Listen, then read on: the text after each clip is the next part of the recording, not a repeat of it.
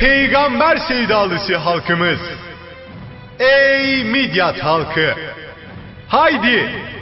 Peygamber sevdalılarının düzenlediği Hazreti Peygamber'i anlama ve sünnetini yaşama temalı Mevlid programında buluşalım. Allahu Ekber, Allah Allahu Ekber, Allah Allahu Ekber, Muhammed bize de. Ey Midyat halkı!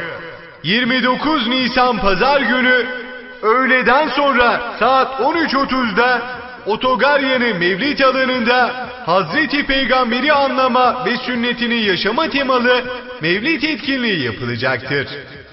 Peygamber sevdalısı tüm halkımız davetlidir. Muhammed, Muhammed, selam sana Muhammed, Muhammed, Muhammed, salat sana Muhammed, Muhammed, Muhammed, selam sana Muhammed. Ey peygamber aşığı halkımız! 29 Nisan Pazar günü saat 13.30'da Otogaryanı Mevlid alanında buluşalım. Derimiz peygamber, Kur'an'dır bize rehber.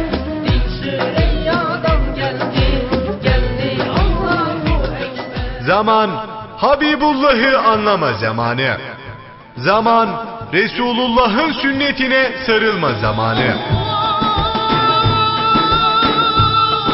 Ey peygamber aşığı halkımız!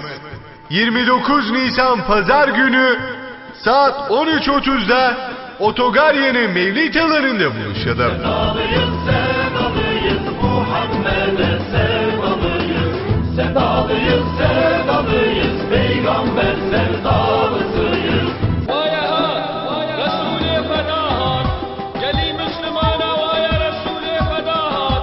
Seyyidi mehat, taca seri mehat, ya Rabbi hamd şitarebe, şükür şitarebe ya Rabbi, Resulü fedahat. اوهر محبوب قلب و دلان دی سادم و قالاویه همو رهبر الحیات سلات لسروی آنیه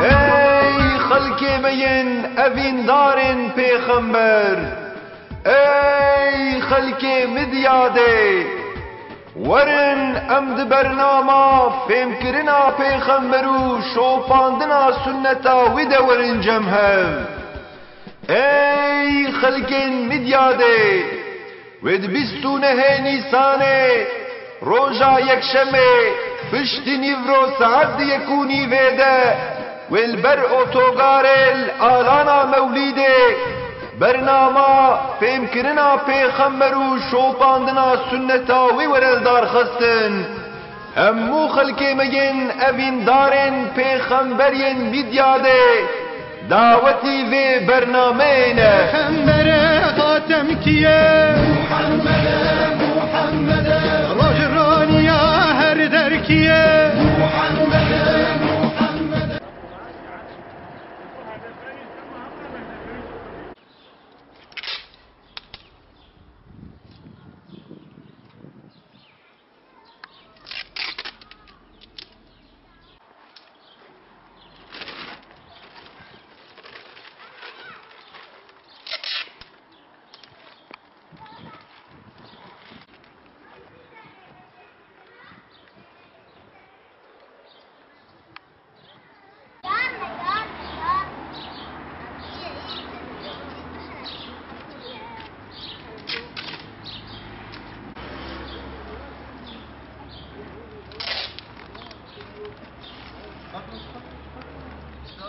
Bismillahirrahmanirrahim. Peygamber sevdalarına bağlı Midyat Azimler olarak 29 Nisan Pazar günü Midyat Otogaryanı'nda düzenleyeceğimiz Hz. Muhammed sallallahu aleyhi ve sellem'i anlama ve sünnetini yaşama etkinliği için hazırlıklarımız tüm hızıyla devam etmektedir. Şu anda afişlerimiz, el ilanlarımız ve Resulullah'ın hadisiyle ilgili kitaplarımız dağıtılmaya başlanmıştır. 29 Nisan Pazar günü saat 13.30'da Midyat ve Midyat'ın tüm köylerini etkinliğimize davet ediyoruz. Özellikle medya kuruluşlarına da sesleniyoruz. Medya kuruluşları Allah rızası için buna ehemmiyet vermeli ve bölgede peygamber sevdasının nasıl taşıdığını tüm dünyaya göstermelidir. Şimdiden etkilimize iştirak edecek olan tüm halkımıza teşekkürlerimizi sunuyorum. Allah razı olsun diyorum.